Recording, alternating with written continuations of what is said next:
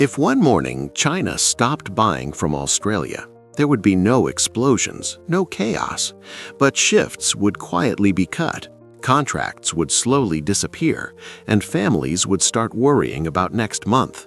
A miner, an international student, a small business owner, all feeling the same silent unease. Australia is Western in its politics and culture, but it lives like an Asian country economically. Jack wakes up before the sun.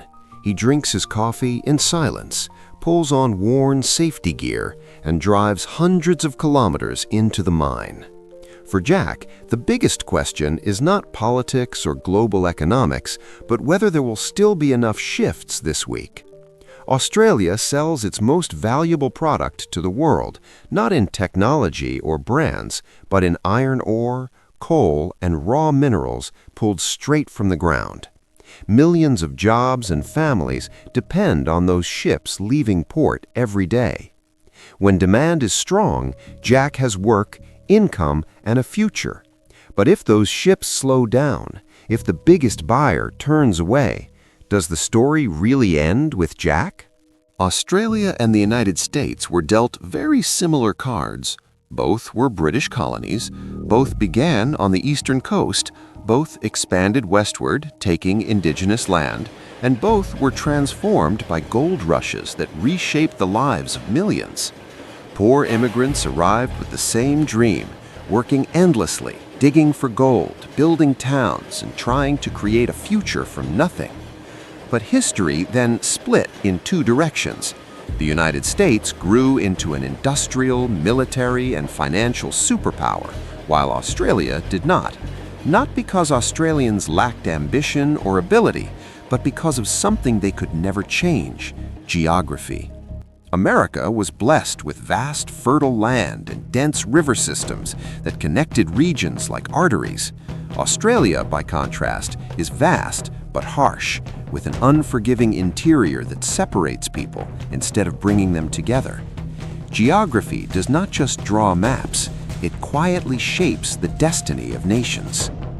Australia's interior is not just vast, it is harsh and indifferent to human life. Endless heat, dry land, and extreme distances turn everyday living into a constant test of survival. As a result, Australians did not spread inward the way Americans did. Instead, they clustered along the coast, where there was water, ports, and a chance to build a life.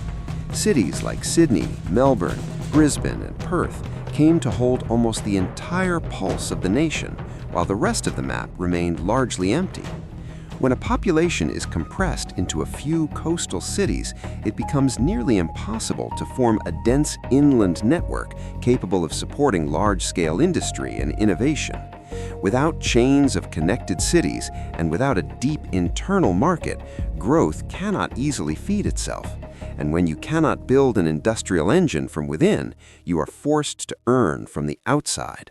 Australia chose the most visible path, extracting what lay beneath the ground, loading it onto ships, and selling it to the world.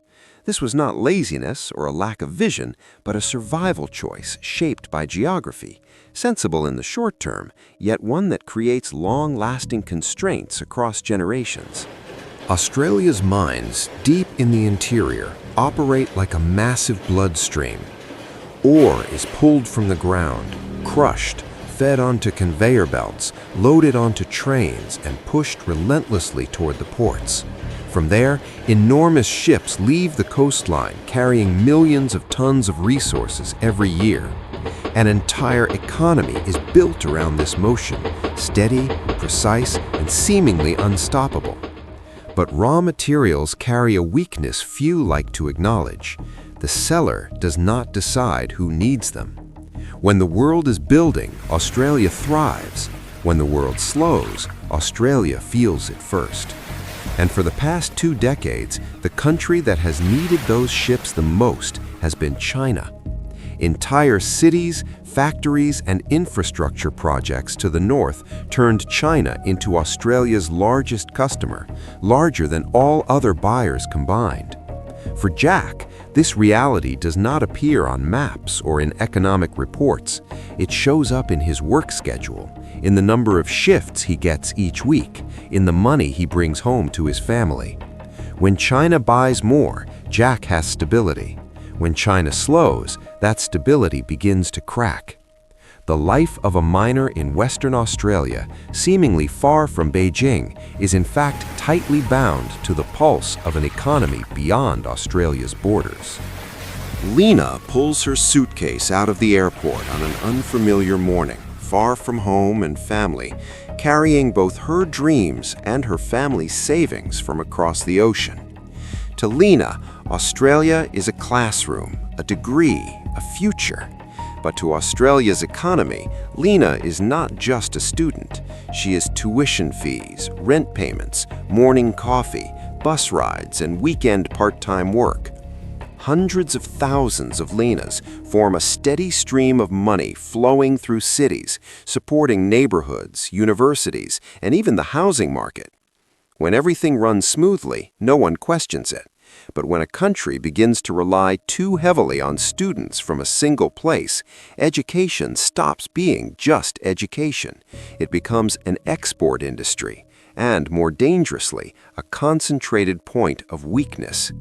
When that flow slows, an entire ecosystem begins to shake. Built around one source, education becomes a single point of failure, where even a small external disruption can destabilize what once seemed secure. In traditional trade wars, everything is loud and visible. Tariffs are announced, sanction lists are signed, and leaders stand in front of cameras making tough statements. But between China and Australia, the most painful blows often require no announcement at all. A small political signal, a sentence that crosses a line, and the market already understands what to do. Businesses quietly reduce orders, partners delay contracts, and ships begin to slow without anyone taking responsibility. There are no decrees, no press releases, only silence filled with pressure. For workers like Jack, or for small business owners, that silence is more frightening than any public declaration.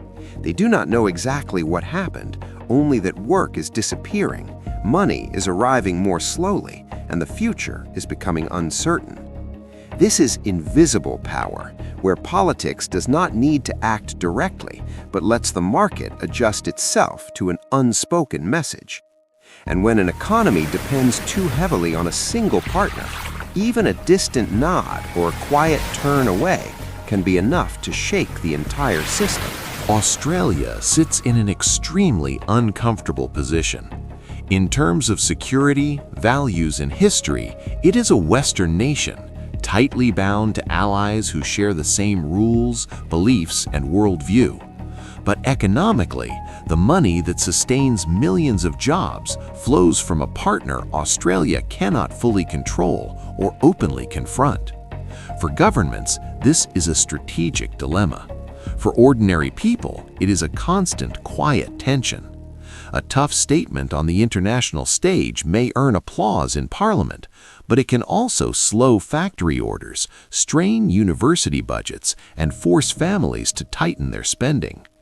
Australia can disagree with its allies, argue openly, and still come back to the table.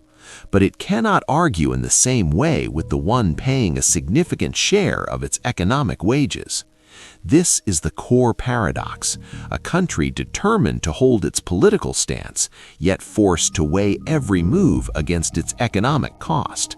And when a nation is trapped between security and livelihood, no decision is ever simply right or wrong, only a question of who pays the price first.